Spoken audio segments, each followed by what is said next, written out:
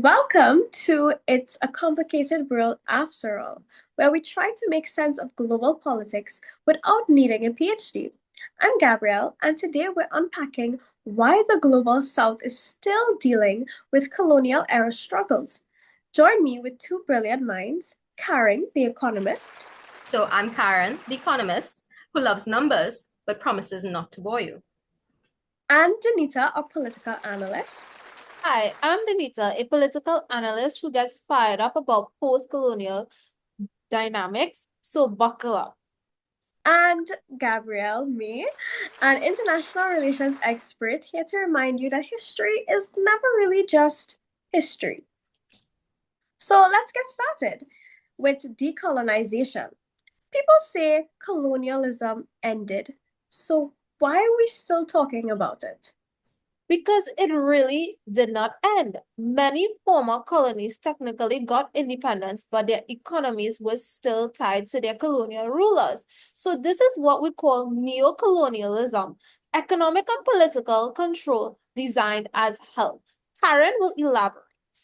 So a great example of this is France's relationship with West African nations. Even after independence, there were at least 14 African countries that had to keep their foreign reserves in the French treasury through the CFA franc system. This means that France controlled their currency and could limit their economic decisions for decades. So independence came with strings attached.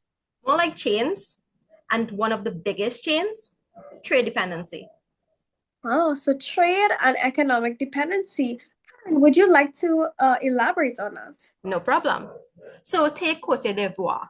That is one of the world's top cocoa producers. They export raw cocoa beans to Europe, where companies like Nestle and Lindt, they would turn it into the expensive chocolate.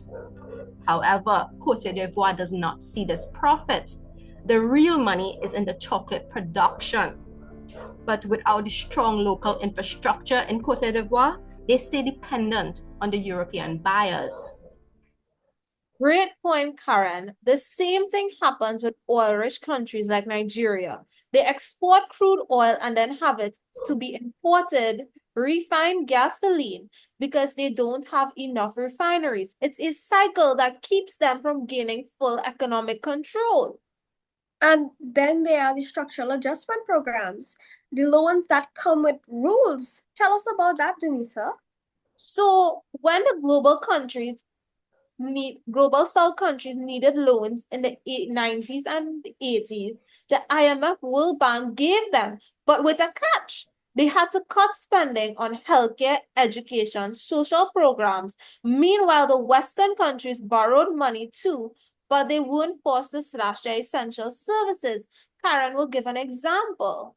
So building on this, right? Greece, during the 2008 financial crisis, they also got bailout loans, but they were not told to privatize everything and got their social programs that the African and Latin American countries had to previously. So these policies didn't just affect economies, but everyday people. Absolutely. Look at Jamaica in the 1980s after taking the IMF loans. They had cut subsidies for local farmers, which made imported American food cheaper than locally grown products. That crushed the local agricultural sector and made Jamaica more dependent on imports. Okay, so moving forward and looking at regional cooperation and South-South solutions, are global South economies stuck? Not necessarily. Some countries are specializing to build resilience, like Rwanda, focusing on high-tech industry instead of just agriculture. But one of the best solutions is regional cooperation. Right. So, for example, CARICOM, the African Continental Free Trade Area, and ASEAN, these are good examples of countries that are teaming up to strengthen their economies and negotiate for better trade deals. Precisely. And don't forget the non-aligned movement legacy. Mhm. Countries forming blocs like BRICS to challenge the Western economic dominance. Okay, so final thoughts. what's something people should take away from this? What people surely know is that the global south isn't just a victim, it is constantly resisting and adapting.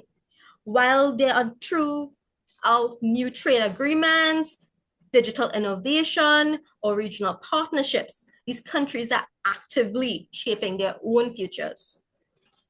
And next time someone says, why don't these countries just fix their problems? Remind them that the system was designed to keep them in a disadvantageous position. Well, and that's why it's a complicated world after all. So thank you for joining us. Don't forget to like, subscribe, and comment with your thoughts. See you next time. Bye.